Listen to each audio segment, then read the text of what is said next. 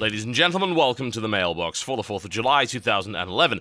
My name is Totalbiscuit, bringing you your daily dose of community interaction, gaming discussion, and all that good stuff. You can email in mailbox@cynicalbrit.com. That is mailbox@cynicalbrit.com with topics for future shows. The game in the background is League of Legends. Yes, this is the footage from my League of Legends commentary. I simply have not had the time to record any other game today, mostly because I've put out a ton of video content and done a big live stream. I've had very little time to myself. So I needed something to put in the background, and this happened to be to hand. If you want to watch the full commentary, it's on the front page of my channel. Go check it out under League of Legends, Choball Snowgath. First email comes in from Justin. It says, I recently read an article posted on Joystick about Team Fortress 2 private servers using a mod to ban any free-to-play accounts from playing on the server. At the time I was reading this, I was in fact downloading TF2 on Steam to give it a try. Upon finishing the article, I tabbed over to Steam and stopped the download. Now, I know it shouldn't have surprised me that the people of this community would go that far to keep people out, but it did. To go that far to keep free-to-play noobs out of their server just disgusted me, and I decided that I didn't want to be part of that community. I know people will say things like, oh, you wouldn't have wanted to play on that server anyway, or just play on the official servers, but that's not the point. In what way do the actions of these people help the TF2 community to grow larger and flourish? I remember you talking about running your own TF2 server in a recent mailbox, so I would like to hear your opinion on this matter. Do you think this does more harm than good, or vice versa? Well, no, I don't think it does more harm than good, because at the end of the day, they paid for that server, and they have the right to keep people out for whatever reason. I would like to make an analogy, and I would like to make a comparison to World of Warcraft. Certain guilds do not allow random people in for no apparent reason. There is an application process, or they will only invite people with certain experience, or certain classes, or in some case, only certain people from a specific country. And all of that is okay. You want to know why? Because it is a private entity. There are a lot of TF2 servers. A lot. You have to understand, TF2 is one of those games that has more servers than almost any other game. I would say probably only Counter-Strike has more servers available than TF2 right now. That is most likely. So, you are going to find a very tiny minority of these private servers that use this mod, and that really is about it. And I don't think it's fair to actually condemn them for it, because they want a certain environment and a certain experience from Team Fortress 2. They are not obligated to help build the community. That is not what they signed up for when they bought the game. They probably do not care, and I don't blame them. They just want to play with a certain small subset of people, and they want to play a game that they think they will find enjoyable. They are not obliged to take in new players. They are not obliged to share their server with anyone they don't want to, because it is a private server that they paid for. They are the guys who are renting it. If this was some kind of public server based around, say, a large website or whatever, or maybe it was one of the official servers where you had people harassing free-to-players and trying to drive them out of the server, then that would be a problem. That would be something worth discussing. As it turns out, this is a guy who owns a server and pays for it, so if he wants to ban everyone who isn't Swedish from it, he can. I mean, there's actually quite a lot of national servers. There's German servers, Swedish servers, French servers, and if you are not speaking in their language on there, then yeah, you can get kicked out for it, and that to me seems entirely reasonable. As I said, if I play TF2, I don't think I suddenly then have to be an evangelist that welcomes new players or anything like that. I just want to play the game. And that's really what an awful lot of people want to do. They're not obliged to allow new players into their server, and more often than not, you will find that new players can be detrimental to the experience. If you're looking for a highly competitive experience, if you're looking for something where everyone knows what they're doing and is playing their role properly, then yes, throwing new players into that is a terrible idea. If it is a tiny minority of servers that are doing this, then I really don't see the problem. I'm not sure you fully understand just how large the TF2 server base actually is and how many people play this game. You could have thousands of servers doing this, and it would still be a minority of the number of servers that are available, so come on. You know, buck up, download the game. There are plenty of very friendly people who are more than happy to accommodate new players, but I don't think it's fair to condemn people that won't. That doesn't make them bad people, it just means they have limited leisure time that they want to spend in a very specific way, which is the same reason I don't pog in WoW. Am I a bad person just because I want to do groups and raids with my guild and not randoms from the internet? No.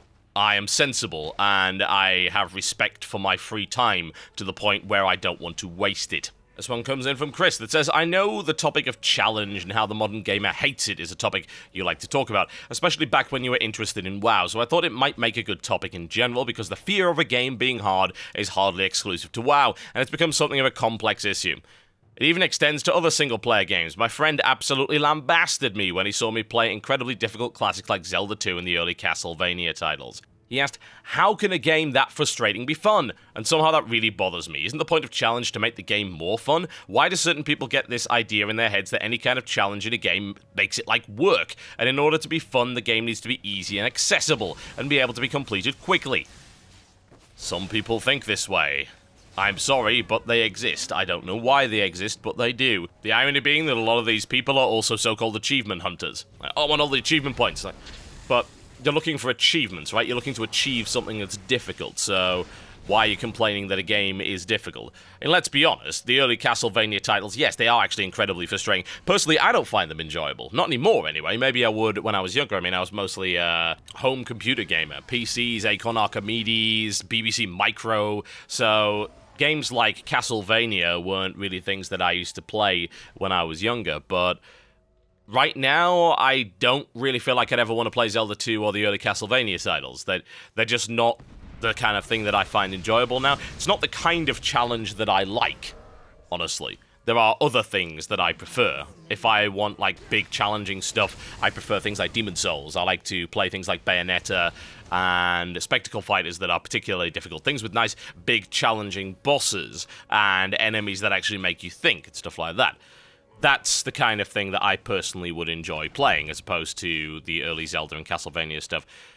I don't think it's fair to lambast somebody over the fact that they like playing classic games that are particularly challenging, although bear in mind that a lot of those games were punishingly hard, and most of the time you're talking about games that were designed for arcades and were ported over to home consoles, and they were punishingly hard because it made you put more quarters into the machine, and that's where a lot of the unfairness comes from.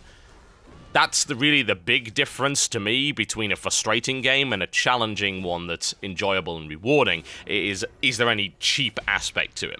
I've not played enough of Zelda 2 or the early Castlevania titles to actually comment one way or the other in that regard, so I am not going to discuss that particular matter, but what I will say is that nobody should be condemned for their own choice. As to why people want to play things that are easy, I don't know. I mean, maybe they just like to be along for the ride, in which case I suppose watching movies is probably a better hobby. To me, gaming has always been about the competition, whether it be with another person or whether it be against the AI. The competitive side of gaming is what makes it unique in comparison to any other media-based hobby, like, say, reading or listening to the radio, music, watching movies, and things like that. That's why gaming is kind of weird, because it's half a spectator thing, but it's also half a participation thing. It straddles the line between media absorption, in terms of watching or reading, and also a sports style of having to actively participate and perform to a certain level in order to advance. And I like that. I think that hybrid nature of gaming as a hobby is very, very cool. However, I think there are some people that want to bias it more in favor of the spectator aspect and less in favor of the competition and participation aspect of things. To be fair, there are also people that do it the other way around as well, that play absurdly hard games that have no storyline or anything like that. They're simply there to challenge you. And it's okay to do that, and I think that games can fairly easily cater to that with difficulty settings, honestly. I think the problem with WoW, for instance, is that it pretty much forced everyone to go through content that was more spectator than it was participation and cooperation and competition. But most single-player games offer several difficulty levels from the start, and if you just want to coast through it and see it, then you can. In fact, a lot of modern games are actually saying that if you have a focus on the story and you're not so concerned about the difficulty, choose this difficulty level. A lot of RPGs are getting that. I'm fairly sure Dragon Age 2 had a setting like that as well, and I can pretty much understand that. I'm pretty sure The Witcher did as well, come to think of it. But yeah, whatever the case, that's okay as long as the option is there. I personally don't mind, but I don't think it's okay to condemn people one way or the other, really, as long as they're not trying to actively campaign for either ridiculously easy or ridiculously hard games, as opposed to just saying, well, you know what? You got multiple difficulty settings, and it can cater to various demographics. So, cool. Go for it. This one comes in from Davidov that says, do you believe the cost of games, $60 is simply too much, or is it too little? I look at games as pieces of entertainment like books, music, and movies, with books costing around $20. What? What books are you buying? Good God. Music around $16 for an album, and a movie ticket around $12, with DVDs on average around $20. Do you believe games truly fit the $60? Of course, there are different games, some better, some worse, games lasting 5 hours and games lasting 300 hours, but both are at the same price, and obviously you can't make the games a different price. Yes, you can. So, do you believe the cost of games should go down? Or should games focus more on going free-to-play like TF2, or the thousands of Korean MMOs? Do you believe this system of profit is better? And wouldn't this prevent privacy more? I'm not sure you proofread this email. I'm not sure we want to prevent privacy. That sounds like a terrible idea. I assume you meant piracy.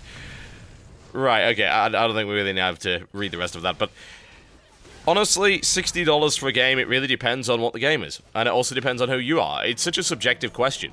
For some people, $60 isn't a big deal. For other people, it is everything. You know, $60 might be their entire budget for the week. Or $60 could be a throwaway amount. Or anything in between. And then you've got to look at, well, how much value does this game actually provide? Because if we're talking about a movie, let's just say your movie example at $12. Your average movie is, what, about 2 hours long? So you're talking about $6 an hour. So does a game provide more than that? Well, that's questionable. It depends on what you're talking about. I mean, you're talking about a game that lasts 10 hours, because that's $6 an hour. If you're looking at $60 there. Does it have a multiplayer mode? I mean, there are games that you can play for hundreds upon hundreds of hours, and as a direct result are amazing value in comparison to any other form of entertainment. But sometimes that is not the case. I think the problem with gaming at the moment is that people don't necessarily know how much value they're going to get out of the game. I think perhaps it would be something that companies should start putting on their boxes. Like, the average completion length of a campaign, for instance. Like, why is that not there? I think that that's a fairly valid thing to say. How long does it usually take to finish this game? Then explain the replayability. Does it have a New Game Plus mode?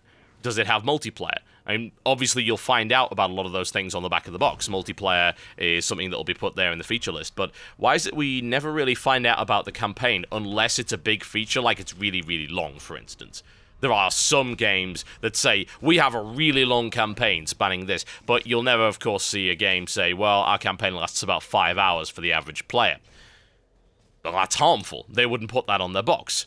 But it would be kind of nice if they did, honestly. I would like to see publishers be a little bit more forward with how much content there really is in the game. And I think that actually in the long run that could really help, because it builds buyer confidence. It is a little olive branch that says, look, well, here's the length of this. I mean, imagine if movies didn't have a length on them, for instance. That's a little crazy when you think about it, because movies have always had a running time on them, really. They've always said, oh, well, yeah, here's the running time of it, and here's the list of what's on the disc. Imagine buying an album that didn't tell you how many songs were on it. And think about that for a second. Yeah, you're buying this album, and here are the amazing features, like, features some songs, features this artist, like, but how many songs? We're not going to tell you. What? Why won't you tell me the average length of your campaign? As regards to the price, games have been expensive for a long time. They have. This whole argument about, oh, games are getting more and more expensive, that's actually bollocks. It really, really is. Games have been this expensive for ages. A recent example would be where people complained about the price of StarCraft 2, completely neglecting the fact that Warcraft 3 cost exactly the same. And that was many years ago now. Games used to cost this much. They did. I'm sorry, they did, especially on consoles. And that is just the way of it. You can't argue that because it was fact. And there's a lot of very revisionist history going on from people that believe that is not the case. A quick example right here, in fact, that I will give you. Tetris. In a Toys R Us commercial from the Christmas season of 1990, thanks to JD1680A from the GameSpot forums for pointing this out, Tetris was priced at $54.99. And I assume since that's in the US, you would also have to deal with some kind of regional sales tax. And Super Mario Bros. 3 was $69.98. That's a lot of money. You can't really imagine anyone spending $70 on a game for anything at this point. And $55 for Tetris? I mean, good God. And he figured out, I don't know how right this is, that apparently, if you took into account inflation, the two games would be priced at $90 and $115 respectively. Yeah, that is quite expensive, is it not? Something to, without question, consider. Chrono Trigger, for instance, cost about $80. My God.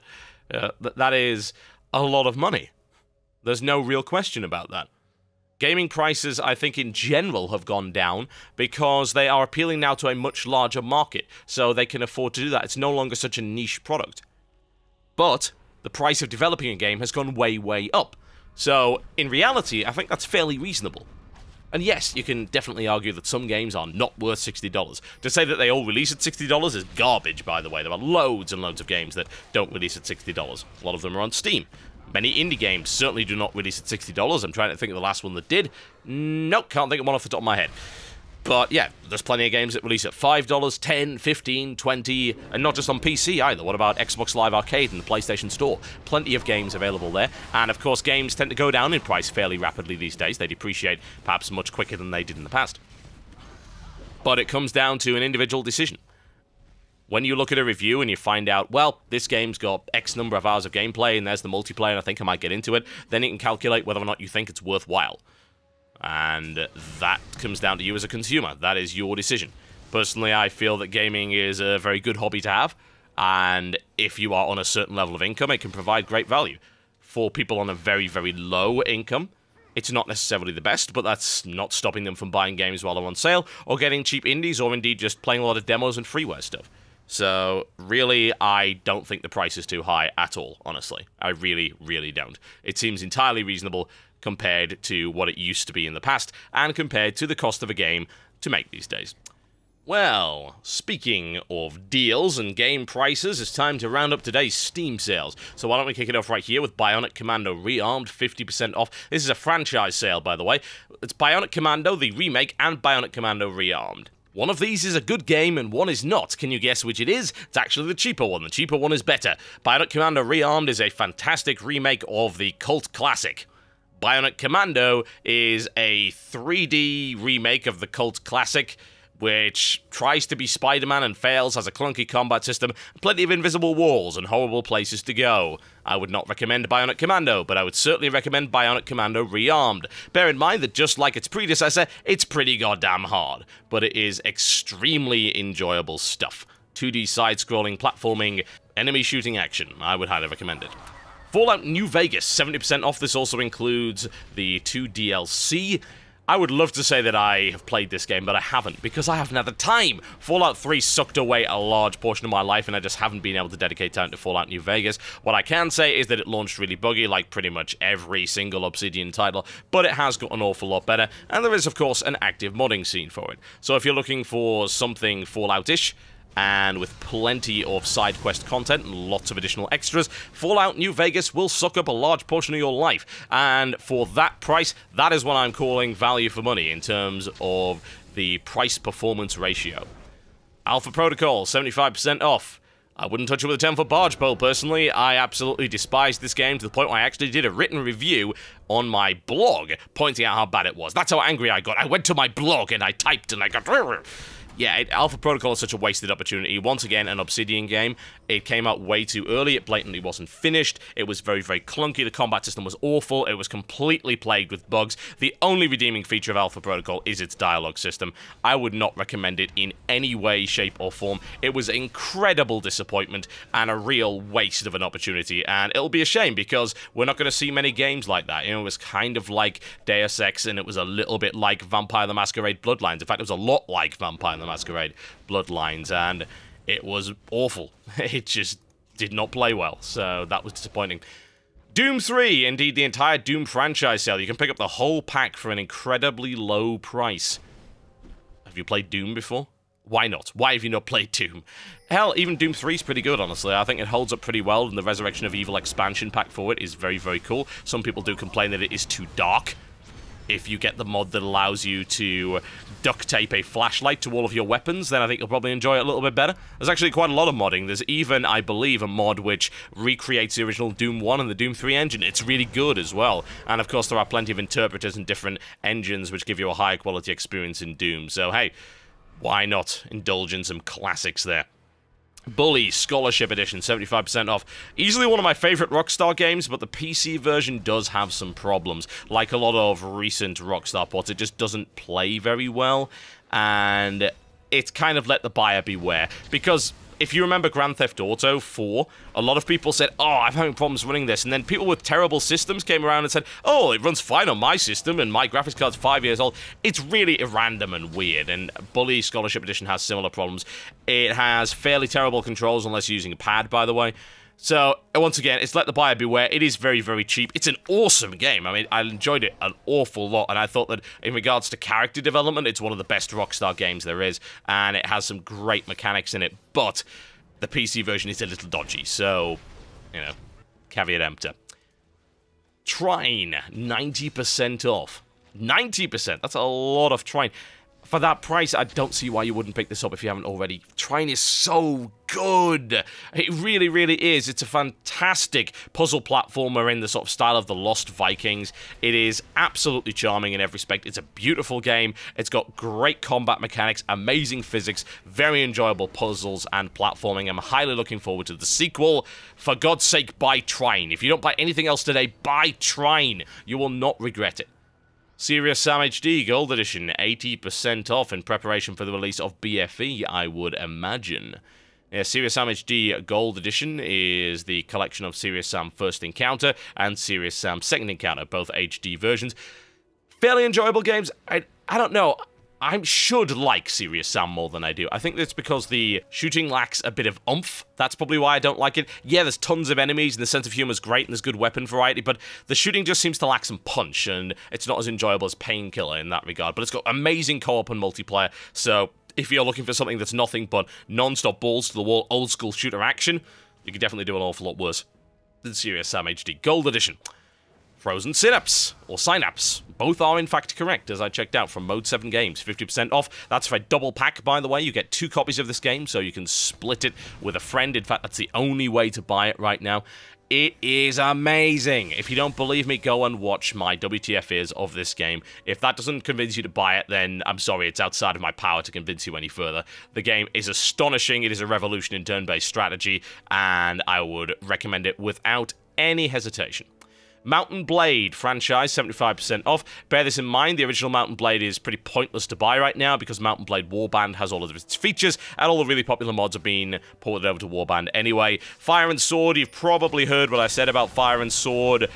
It has been rebalanced a little bit since I did my WTF is of it, but I'd still say Warband is the better game. It's also got the biggest modding scene and the biggest active multiplayer scene. So, if you're going to pick up anything, pick up Warband. Fire and Sword is extremely cheap, though, so there's nothing wrong with really dipping into that. Personally, though, I prefer Warband. Those games are really great. Go and watch my WTF is to find out exactly why. Singularity, 75% off. This was the last game that Raven brought out. It's so sad. Raven with such an amazing history. Those are the guys behind Heretic, for God's sake. Oh my god. Going back a very, very long time indeed. They were behind Jedi Knight 2. Think about that. Oh, and now they've been disbanded. God damn you, Activision. Singularity was the last game. While it is linear, it's got some really great mechanics, some fantastic shooting, and some absolutely astonishing plot twists. I would recommend it without question. Awesome. So, so very good. Homefront. Oh, just no. Please no. If you need to know why, go and watch my WTF is both the single player and the multiplayer. It is garbage. Avoid like the plague. Such a wasted opportunity. Ham-fisted is what I'd call it. Ham-frickin' fisted. And last but by no means least, Ruse, 66% off. Once again, I have a WTF is of this on my channel, so if you want to know what Ruse is all about, go watch it. It was actually my first ever WTF is video. Oh yes, and I love it. I love Ruse to death. I think it's a very, very original game. It's really, really enjoyable. The DLC, the Pack of the Rising Sun, is also 66% off, in fact, and that adds a brand new faction to the game, Japan, so that is well worth getting. Ruse is a really unique RTS experience, and it is worth playing, in my honest opinion. It's got a lot going for it. Okay, folks, that was the longest mailbox of all time, I think. Thank you very much for watching the show, and I will see you next time.